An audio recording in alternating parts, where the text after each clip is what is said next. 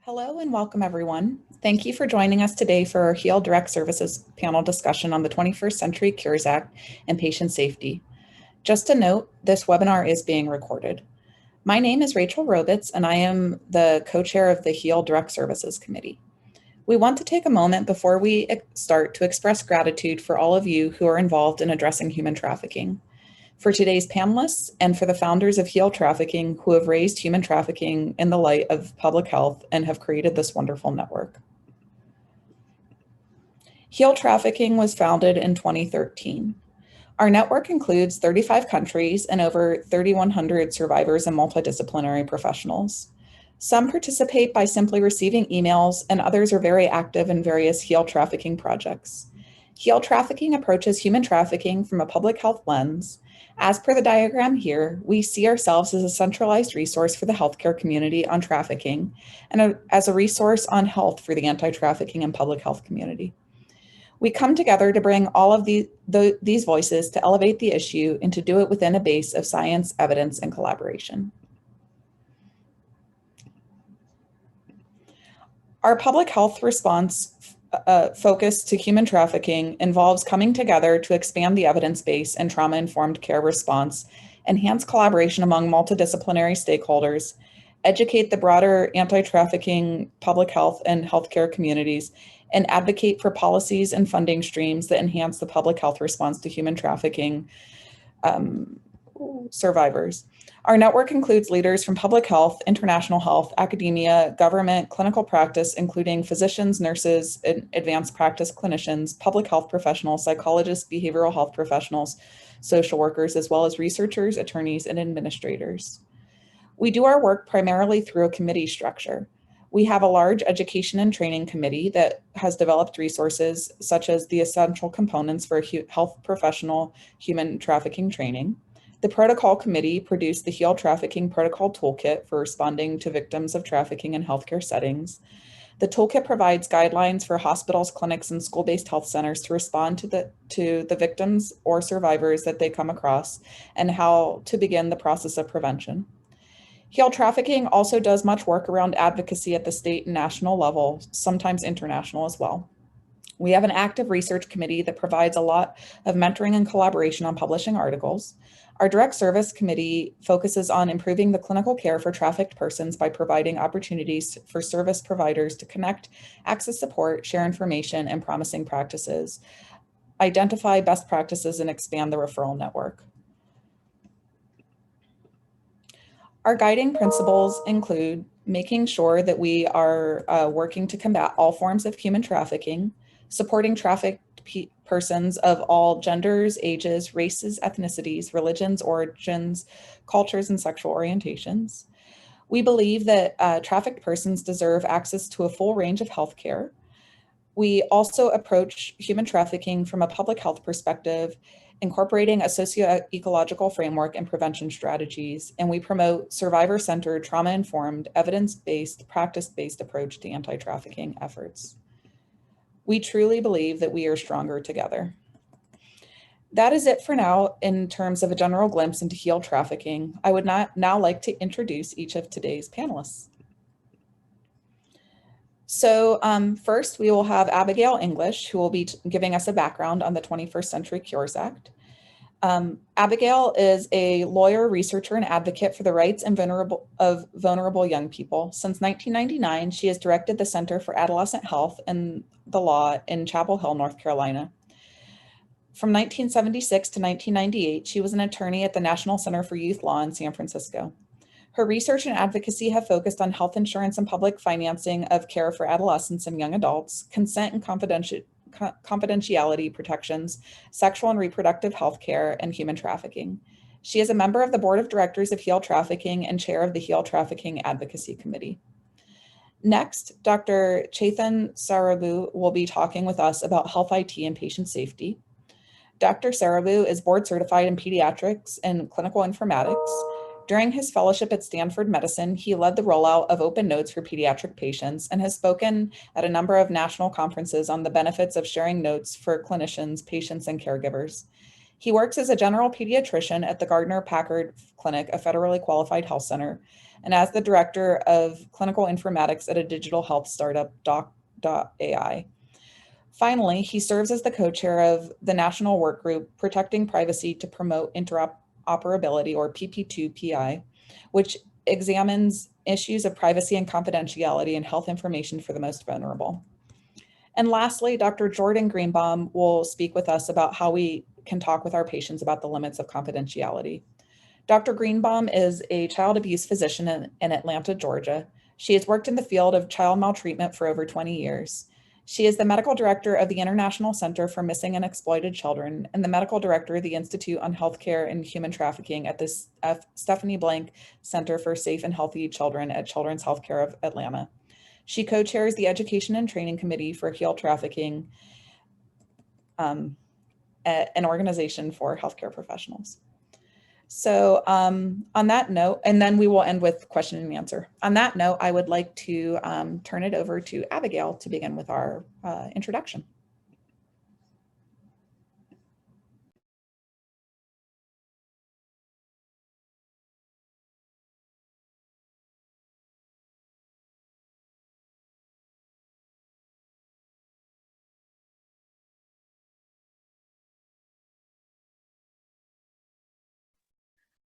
Thank you, Rachel, and thank you also to HEAL Trafficking for providing this opportunity to talk about an issue that is on the minds of a lot of healthcare providers at the present time, the 21st Century Cures Act and the ONC rule.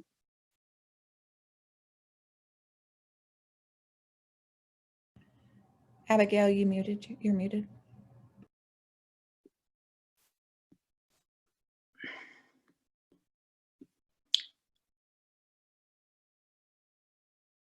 Thank you, Rachel, for this opportunity to talk about the 21st Century Cures Act and the ONC rule. This is an issue that's on the mind of a lot of healthcare providers right now. And I think that HEAL Trafficking participants are also very concerned from the perspective of human trafficking survivors.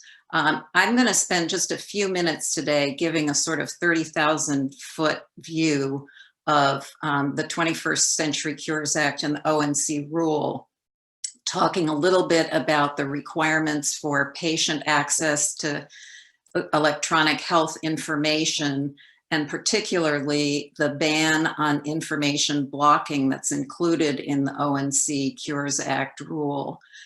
Also, to say a little bit about some of the exceptions to information blocking, and in particular, the privacy exception and the preventing harm exception, and close with some remarks about the particular concerns for human trafficking survivors. So what is the 21st Century Cures Act? It's a law that was enacted by Congress in 2016. So it's several years old. It contains many provisions related to the Food and Drug Administration having to do with drug development and patient access to innovations. But it also contains a key requirement for the development of rules to enhance patient access to and control of their health data. In particular, the 21st Century Cures Act required that these rules address electronic health information blocking, interoperability of EHI, and health IT certification. But this afternoon, I'm going to focus primarily on issues related to electronic health information blocking, which I think are of the most immediate concern to a lot of healthcare providers. These rules have a significant impact on patients, on physicians, on payers, on technology developers, and on other healthcare stakeholders. So what is this ONC Cures Act final rule? It was issued by the Office of the National Coordinator for Health Information Technology, which is referred to as ONC. It is the ONC is within the Federal Department of Health and Human Services. The formal title of the rule is 21st Century Cures Act, Interoperability, Information Blocking, and the ONC Health IT Certification Program.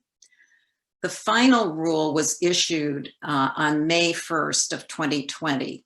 But it's important to back up just a little bit and explain that the rule in proposed form was issued at the very beginning of March 2020. And we all remember that the very beginning of March was exactly when the COVID pandemic was hitting hard. And so a lot of people who were affected by this rule and would be required to comply were really paying attention to the COVID pandemic more than to this proposed ONC rule. And so the comment period of 60 days finished up at the end of April, and the rule became final on May 1st. There were extensive comments submitted from all sectors, and some modifications to the proposed rule were made before it went into final form. The original compliance date for the information blocking provisions, which I'm focusing on this afternoon, was November 2nd, 2020. And really, it was only in the late summer and early fall that some of the institutions and healthcare providers who were most affected by these requirements moved into high gear, developing policies, procedures, and plans for implementing the rule. The Centers for Medicare and Medicaid Services had also issued a concurrent rule related to patient access to data and interoperability. There was so much concern about this looming compliance date of November 2nd, 2020, that the ONC issued on November 4th, 2020, an interim final rule extending the compliance date for information blocking to April 5th, 2021. And this was really in recognition of the COVID-19 pandemic and what a major disruption that had created for people who were impacted by the rule. So one of the requirements of the ONC rule is to make sure that patients have access to their electronic health information. And the ONC rule's definition of EHI includes electronic protected health information as defined in HIPAA. And many of you, of course, for years have been in the throes of ongoing compliance with the HIPAA privacy rule and other HIPAA requirements. And you'll see as we learn more about the ONC rule that there are many cross-references to HIPAA, that many of the specific requirements incorporate parts of HIPAA and requirements of HIPAA by reference. So the definition of EHI in the ONC rule includes clinical notes, and the implementation of this is largely via a movement that's come to be referred to as open notes. There are exceptions in terms of what is included in clinical notes for psychotherapy notes. However, it's really, really important to focus on the fact and to note that to understand that this exception for psychotherapy notes is not encompassing everything having to do with psychotherapy or psychiatric treatment. In fact, many elements of psychotherapy and psychiatric treatment do still have to be included in the open notes requirements, such as diagnosis and other elements. The rule is really designed to facilitate access, exchange, and use of electronic health information.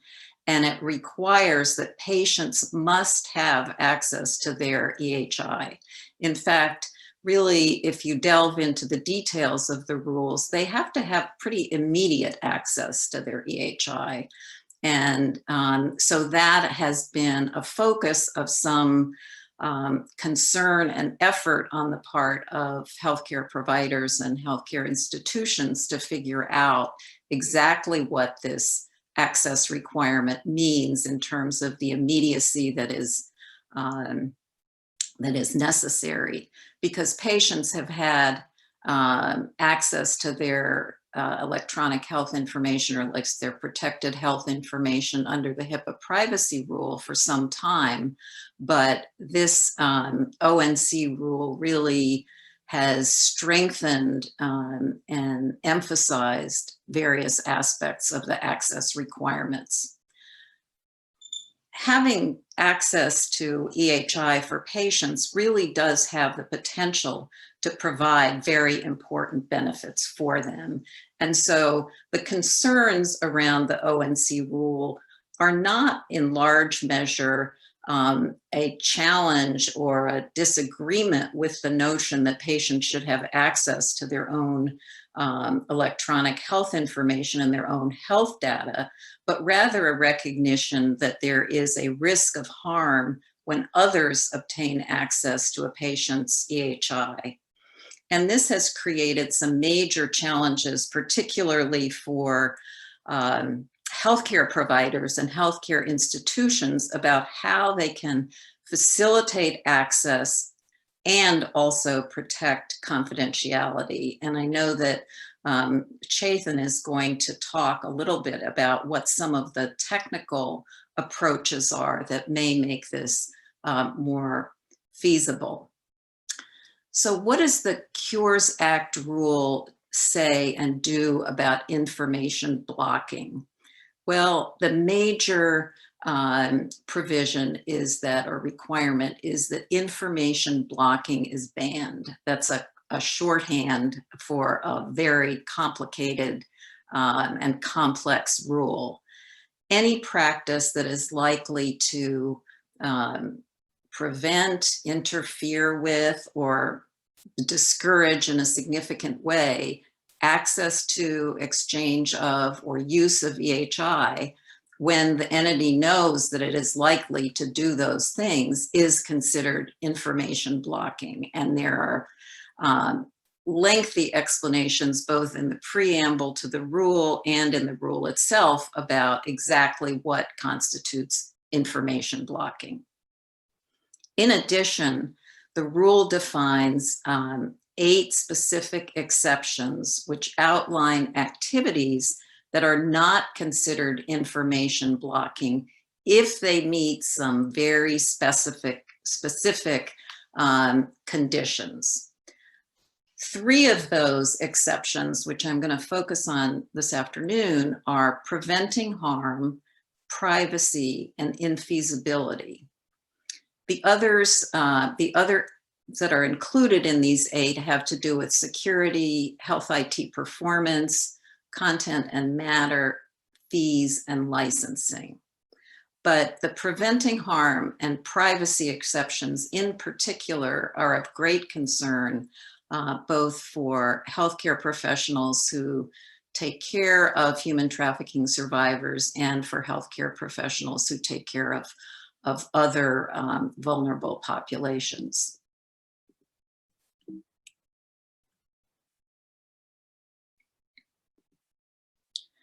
So the privacy exception states that it will not be considered information blocking if an actor, that would include a healthcare professional or healthcare institution, does not fulfill a request to access, exchange, or use electronic health information in order to protect an individual's privacy. What that means is that if there is a specific provision of state or federal law that provides an explicit protection for a certain aspect of an individual's privacy, it's not considered information blocking if that state or federal requirement is complied with and results in a request for access, exchange, or use not being fulfilled. The preventing harm exception is particularly important for our purposes this afternoon, and it provides that it was not information blocking for an actor to exchange in practices that are reasonable and necessary to prevent harm to a patient or another person. This particular exception has given rise to a lot of discussion, a lot of concern in the healthcare provider community, because it appears, at least from some interpretations, that the preventing harm exception requires that the harm be a threat to physical safety or life. There are also interpretations that have suggested that other forms of substantial harm may be sufficient to qualify, but there is at least a leading interpretation that would require a threat to life or physical safety. So further work on really clarifying what that preventing harm exception means is needed. And the last one I'll mention, and I think perhaps Chethan might talk more about this, or what he has to say will be more relevant to this, is the infeasibility exception. So it's not considered in information blocking if an actor doesn't fulfill a request due to the infeasibility. In other words, it simply cannot be done. So what are really some of the concerns for human trafficking survivors and the field of healthcare professionals and other professionals who take care of and provide services to human trafficking survivors? Well, first of all, it's important to remember that human trafficking survivors share vulnerabilities with other groups. So for example, those who are victimized by intimate partner violence, or those who suffer child abuse, may also have some similar vulnerabilities with respect to the concerns about their electronic health information, along with human trafficking survivors. The privacy concerns for human trafficking survivors relate primarily either to the sensitive health issues that they experience, which are multiple and have to do with such things as sexually transmitted infections, HIV, substance use issues, mental health issues, and so forth, but also have to do with their human trafficking status itself. So implementation of the ONC Cures Act rule and the open notes really can provide benefits for patients from knowledge of their information that is held by health systems, but it also can create risks of harm, even harm to physical safety, threats to physical safety, or threats to life for human trafficking survivors, if there is a potential for access to that information by their traffickers or by others. So what this really underscores is the need for implementation policies and protocols to protect human trafficking survivors. There are a number of resources that I've included here on this slide. The rule itself, which is many pages of very dense legalese, but then the ONC has a website which has all kinds of resources related to the Cures Act final rule and is much more accessible. The AMA has made available 2 documents which are also quite accessible and useful. One is what is information blocking, and how do I comply with information blocking, and where do I start? And then the North American Society for Pediatric and Adolescent Gynecology and the Society for Adolescent Health and Medicine issued a statement a while back called the 21st Century Cures Act and Adolescent Confidentiality, which really outlines some useful principles and considerations that healthcare institutions should take into account when they're working on implementation of this ONC rule. And there are many of the same considerations that would apply for for human trafficking survivors. So thank you for your attention, and I'm happy now to turn this over to Chetan.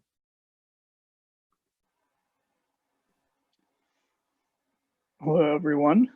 Thank you for having me this afternoon.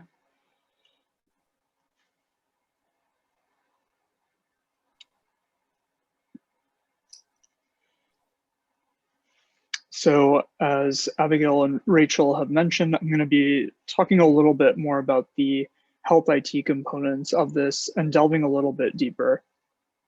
And just my roles and disclosure. So I work as a pediatrician at Stanford Medicine and Informatics and at the startup Doc.ai. What I'm talking about today primarily relates to my role as a pediatrician at Stanford.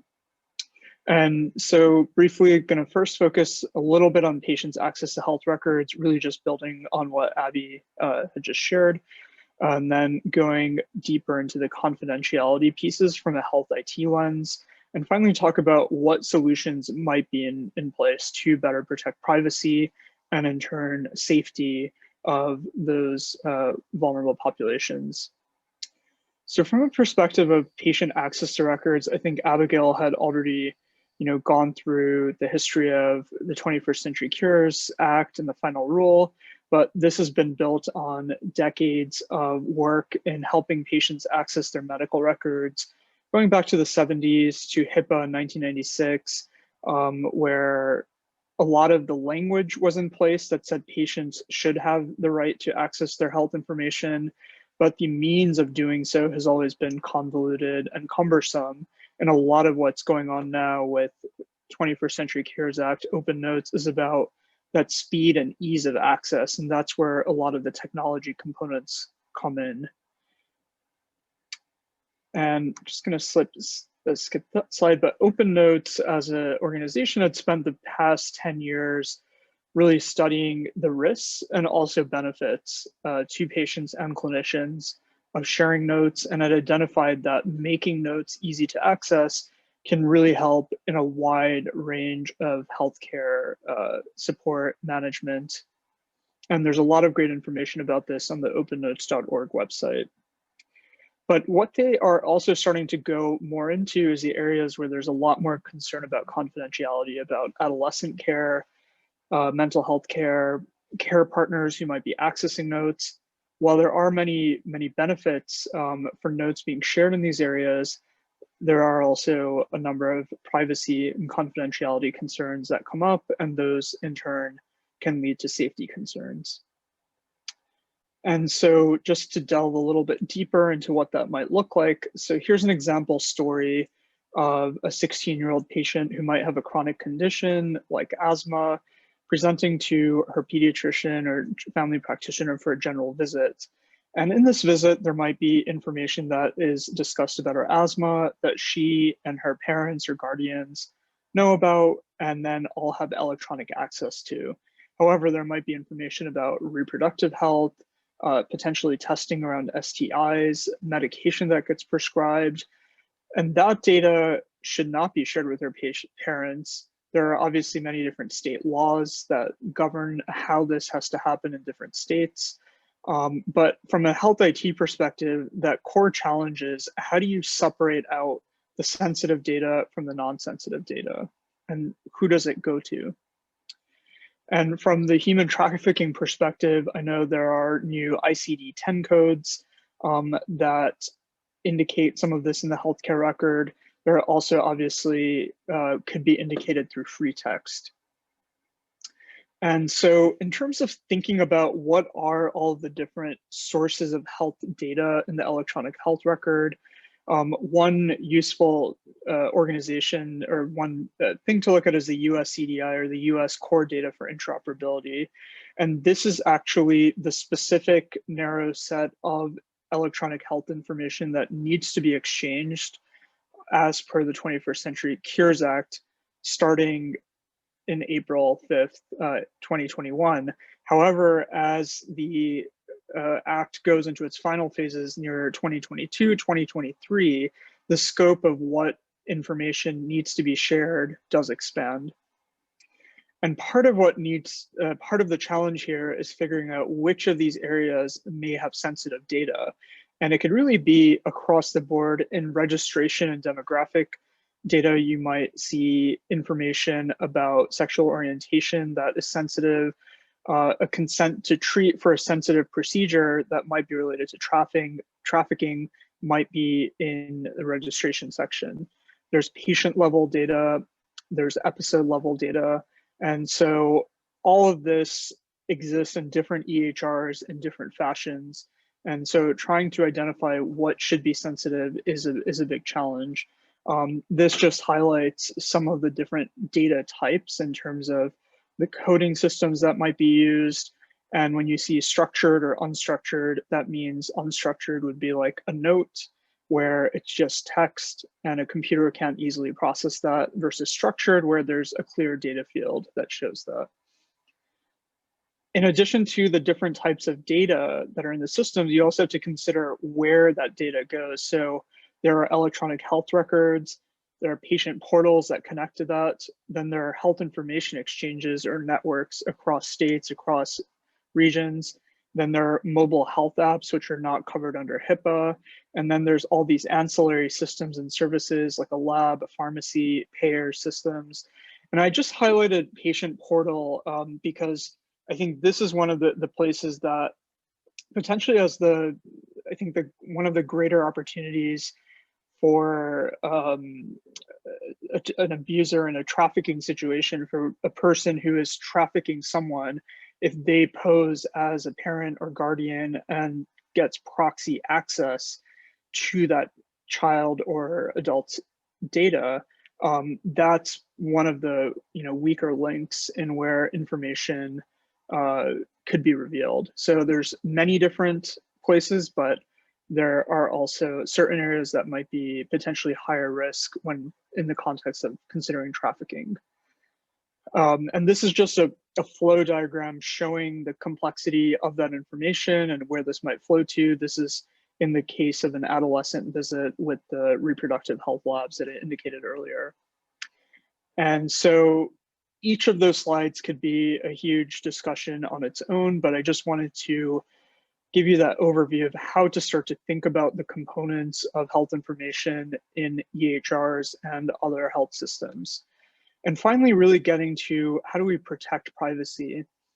There are a number of developments in place. So data segmentation for privacy is a data standard that came out of the VA and SAMHSA for mental health and substance abuse that really started in 2012, 2013, that said, how do we granularly go into the electronic health record and say, okay, it's okay to share this information, but this information, this particular ICD code or this part of the note is more sensitive and should not be shared the same way.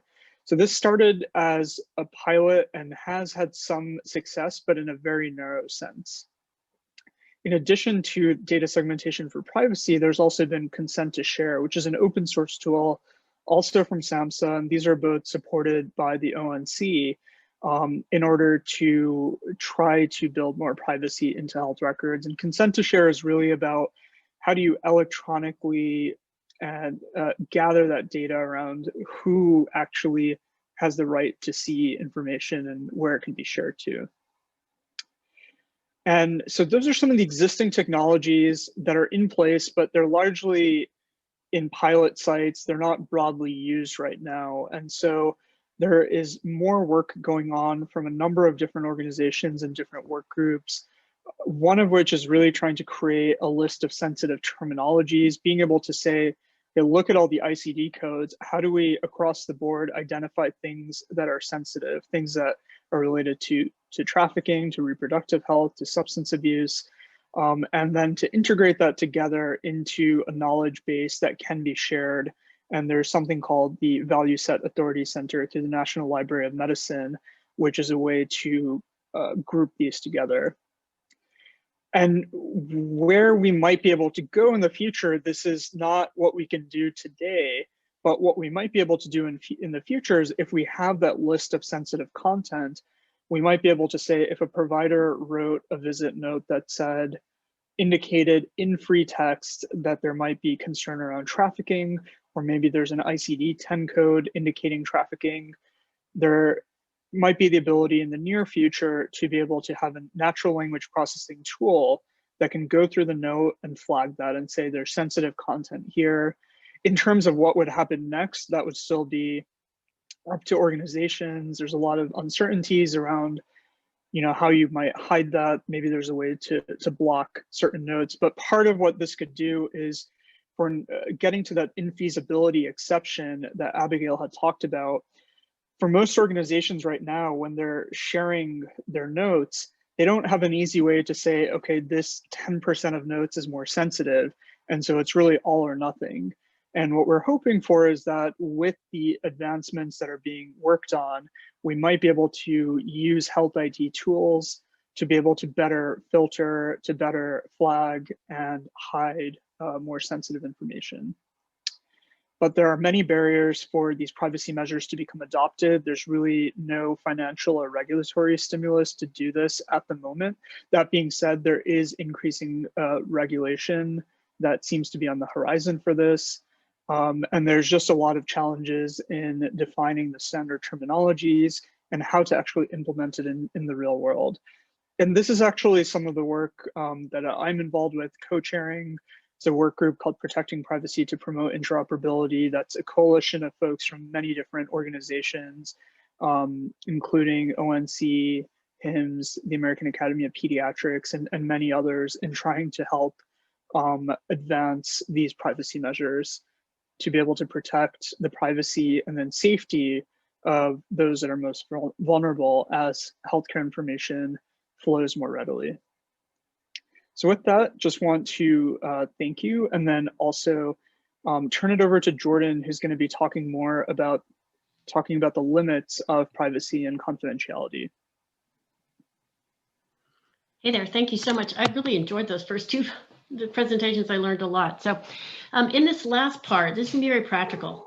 Of course, my dogs are barking in the background.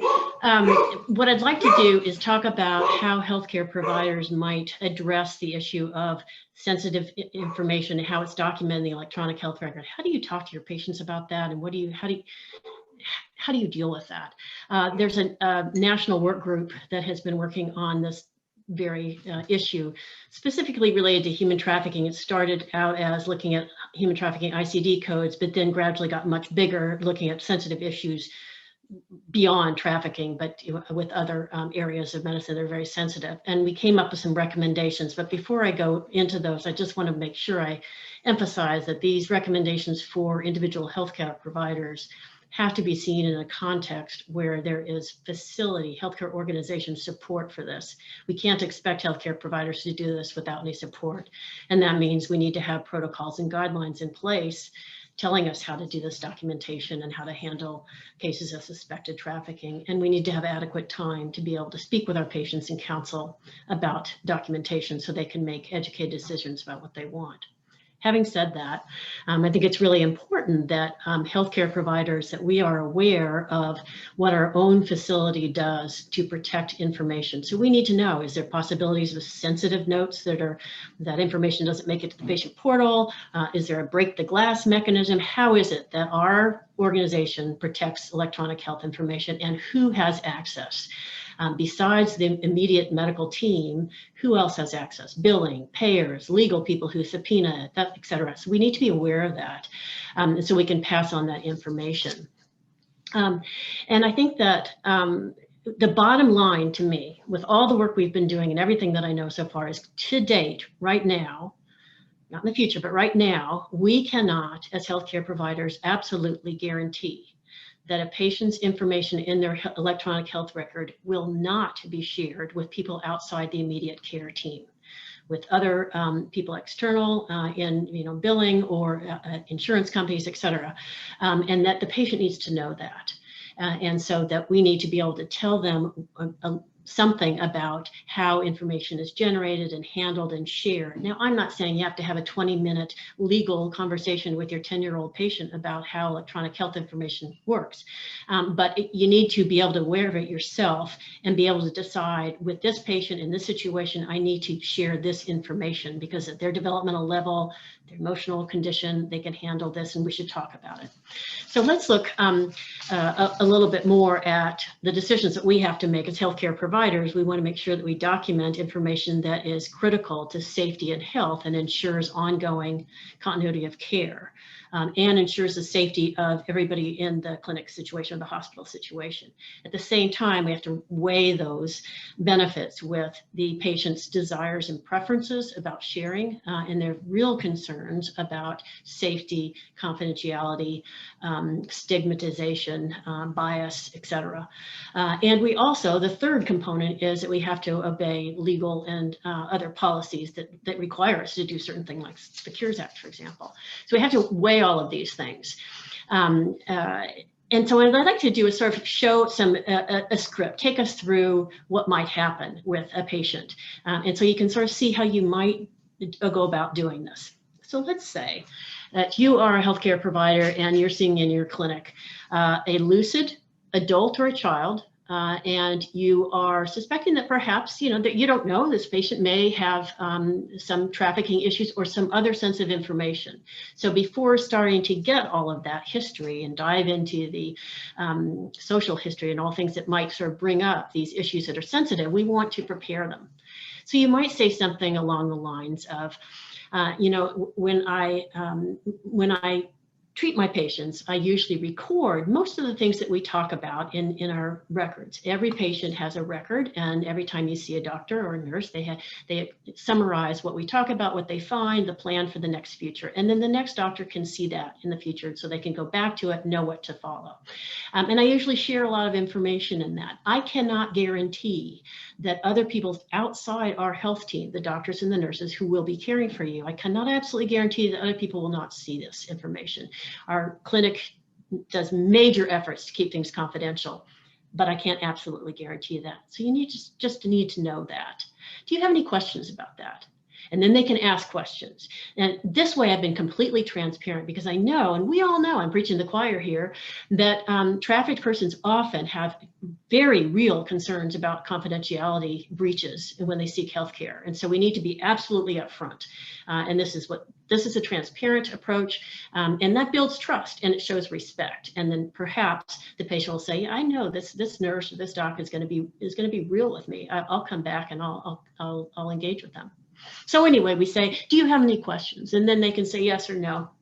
And then if it's a minor and you're thinking, well, there might be a mandated report down the line, I think it's also helpful to add a little extra and say something like, this includes, for example, if you were to tell me that someone is hurting you, or your safety may be in jeopardy, or somebody else's safety may be in jeopardy, I would need to talk to other people, authorities, for example, so that they can help me to help you, just so you know that. Do you have any questions about that? Boom, you've got it laid out there, limits of confidentiality. Then the child or the adult can say, oh, wow, I want to disclose this, but I'm not going to disclose that. And you might also say, because this information is included in the record, if there's anything you don't want documented, please let me know so we can talk about that. It's out there. And then you get your history and you go on, you do the whole exam and whatever, you've got all this stuff and you get to the end. And I would not just leave it there. I would suggest coming back and sort of reiterating and saying, let's take an example. Let's say you have a 17-year-old boy who's run away and he's out on the streets, and to survive, he's using drugs a lot and exchanging sex to get what he needs. And so all of this has come out, and I'm really concerned about it. So I would probably come back and say, okay, we've talked a lot about a lot of things that are going on in your life. Sounds like you've got a lot going on. And I really appreciate you being so open about it. Is there anything we've talked about that you don't want in your medical record? So that you sort of circled back and said, remember when we started with that, now we're ending up, is there anything you would like to discuss? If the child says no, or the patient says no, that's fine, then you're fine. But let's say the child says, I don't want you to say anything in my record about my drug use or exchanging sex. I don't want it. Then you have to say, well, then you have to deal with it. I would suggest saying something like, I hear your concerns about that, and I want to learn more about that. Can you tell me, what are your concerns? What do you think would happen if this information were shared in your record? What are your biggest concerns? And the reason for asking that is because the more information we know, the better we can address the issues. It may be that he is concerned about something that really isn't a realistic concern, and I can allay his fears. On the other hand, it may be that he's saying there's something really going on here, and it's a very real concern, in which case that information is helpful to me, so we can brainstorm specific solutions. So you ask for more information. And you might also then say, okay, I understand that, what you've said, the reasons why you don't want to do that. So let's think about how we could deal with this. I think it's really important to share certain parts of what you've told me, and this is what I think is important. I think it's important to share the fact that you've been using drugs a lot. We don't have to lay down all of the information you've shared with me, but I think it's important for the next doctor or nurse, or for me in 6 months when I see you again, to know about that so that I can follow up with you and see if there's anything I can do. And I also think that it's really important for the next doctor or nurse to know that you've been having sex with a number of different people so that they know they can test you for things like gonorrhea and syphilis, and make sure that if you have that, you get treated. So those are really important health issues that I think need to be in the record. I understand why you don't want it in the record. What do you think is a compromise? And probably the kid's gonna say, I have no idea, because they've never seen a medical record. Why would they know? So I say, I don't know. And so you say, well, I have a couple of ideas. Would you like to hear them? Again, you're empowering the whole way, right? So then they say, sure. And then you might say, well, what I could do is convey the information that's needed for the next provider, but in a more general way, so that most people, if they had access to the record, wouldn't know what it means. For example, if I wanted to tell the next provider about the drug use and the need for STI testing, I could say this. I could write a HEADS screen, that's HEADSS, it's a survey that they give adolescents. A HEADS survey was administered. D and S were positive. Resources were discussed, follow-up recommended. Now, if your parents saw that or somebody else saw it, they wouldn't know what that means. Do you know what it means? Kids gonna say, no, I don't know what it means. So that would be fine, but the provider would know what it means. So you're sort of conveying the information in a way that is going to protect the privacy and the dignity of the patient. Ask, is that okay? You may have to, you may not always be able to honor what they want, because again, if there are legal issues or it's really a critical health issue, we have to keep that in mind, but we need to be transparent about that and work as much as we can to respect their needs and their preferences. And if it's a mandatory report, and then you would say, you know, remember when I told you that if I'm concerned about your safety, I'm going to have to talk to authorities. Well, I'm really concerned about your safety, given the things that you've been telling me about that. So I need to talk to authorities. That means we'll need to call the police. I don't have a choice about that. But what I do have a choice about, and you have a choice about, is how we go about that. So let's you and me plan how we're going to do that. Do you want me to call the police myself in a different room while you stay here? Do you want to be there in the room while I call? We're using this phone here. Would you like to be on speakerphone so we both call the police? How do you want to do that? You're giving control back to the child and you're being completely transparent. The next thing you also want to do is make sure that the child or the adult patient understands what ICD codes are. This is complex. So again, you have to pick and choose exactly how you're going to phrase that to meet the conditions and the developmental ability of your patient. But you might say something along the lines of, you know, a part of the medical record is not only that we summarize what we've done today, but at the end, we have this code that is a code that labels the medical issues that are important that we've addressed today. So for example, if you came in with asthma, I'd have a code for asthma, and I would write that in your chart. If you came into the hospital because you've been in a car accident, they would put a code, patient in car accident. So that's a code. And these codes are sort of scattered around the chart. And what I would do for a code for you today is called child sexual exploitation. Why is it child? You're not a child, I realize that, but legally, child means anyone under 18. Sexual exploitation refers to the fact that you're engaging in sex in exchange for things. So it would be child sexual exploitation. That code would appear in different areas of the chart. Do you have any questions about that? What do you think about that? Well, I don't want to do that. And so then we talk about that again. And then, but if the child or the adult says, look, I don't want that in there, then I would strongly suggest we don't use the human trafficking code, but instead code for other things like the medical condition that was specifically addressed, vaginal discharge, STI, vaginal bleeding, whatever the physical condition was. Or maybe you could code for clearance exam for Child Protective Services or something like that, so that you, or social determinants of health could be as well. But I think we really have to be very clear and respect what patients feel about the ICD codes. There's so much more we could talk about, but I just want to sort of give you a sense of how you might want to approach it, and then open it up for general questions. Thanks. Thank you, panelists. And I have one other thing to add. So I'm both a primary care doctor and a psychiatrist, and I run into clinical scenarios where someone, for example, an abuser has gained access to one of my patients' login information for their patient portal. And so one of the things that I'm thinking about as Open Notes is approaching is having conversations with my patients about the patient portal, who they give access to, what kind of information will be available in the patient portal. That way they can kind of think through those things that maybe wouldn't have been on their minds previously. Perhaps, they gave the access to their partner when their partner was safe, and now their partner is less safe. And so maybe not giving that access to anyone would be something for them to think about. So just I think that's a really good point. Yeah. And for kids, it's a little harder because their guardian is a proxy, but the kids still need to know that. And so they can be thinking in their mind what they want to share. There are also a lot of very innovative things that hospitals can do to protect information from getting into the portal. For example, the electronic health record can recognize certain lab tests or certain diagnoses and say, if it's a gonorrhea test, it's not going into the patient portal. So that's good.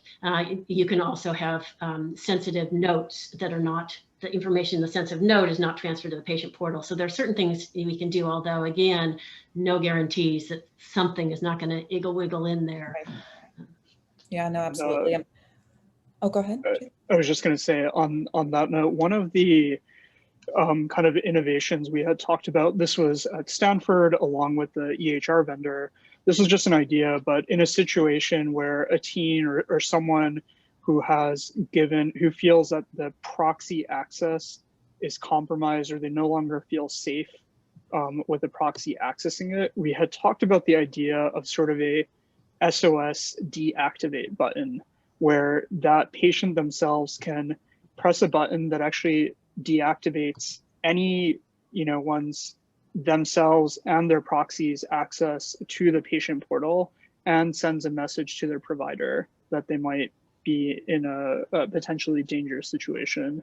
So it was, it's an idea that we had discussed kind of in its technical feasibility is possible, but in terms of the real world implementation and the policy implications of all of that, those are still to be worked out. But just wanted to throw that out there as, I think as these new laws come into place, there is a lot of room for innovation and really thinking about what we can do for empowering individuals to take better control of privacy in situations that might feel out of their control.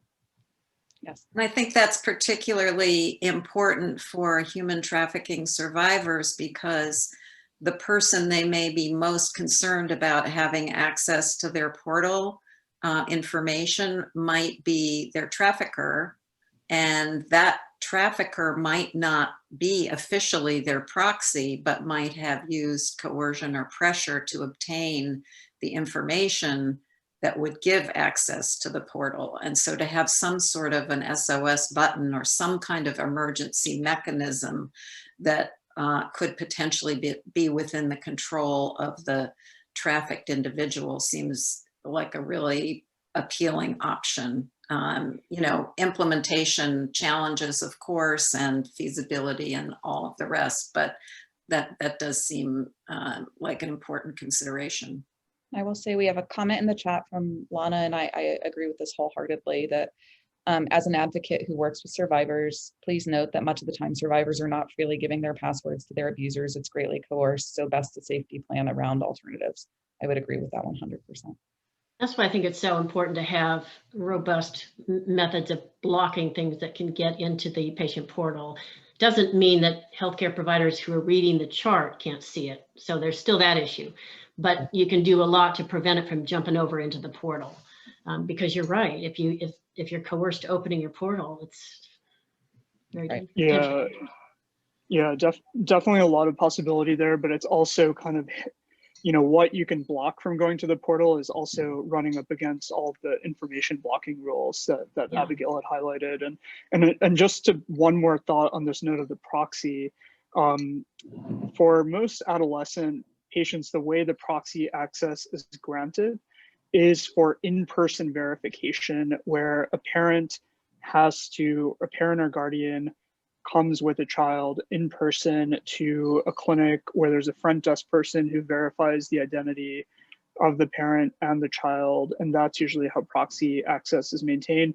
There is possibility for abusers to try to fool that system, but it's a lot harder to fool kind of in-person registration for proxy access. And I bring this up because what's going on now with COVID, a lot of that registration process moved to be completely remote. And when it's remote, it's easier for a proxy to pretend to be a parent or guardian and sign up for access remotely. And a lot of the regulation that's being proposed is to make it easier to sign up proxies electronically without really good verification. And so I am worried about what some of that might do to make it easier for a potential abuser or trafficker to say they are a proxy with purely electronic signups. I think that's also an issue with kids when the parent is a trafficker or the parent is the abuser, the guardian is, and that's not all that unusual. So that, you're right, that's a big issue. Another comment in chat is I find it already pretty difficult to talk to trafficking survivors and try to get any details. I'm worried how much more difficult it will be to get them. My thing just shifted. Get them to talk and try to get help if they are then terrified thinking about the information that we can't guarantee nobody else sees. I do like the language, like the idea of using a kind of code language so that whoever else accesses the info doesn't know what it means. Do any of our panelists, perhaps Jordan, want to comment on that? I think that's a good idea too, because I think you can get a lot of information across. And while other people, you know, billing department and payers and stuff, they're going to look at that and say, I don't really know what that means. So it is kind of a way of shielding it, which I think could be good. So if you have ideas for codes, code words, share them. All right, so we probably have time for one more question from our audience. If anyone has a question, please type it into the chat. And a tool was shared, techsafety.org. Ooh, this looks good.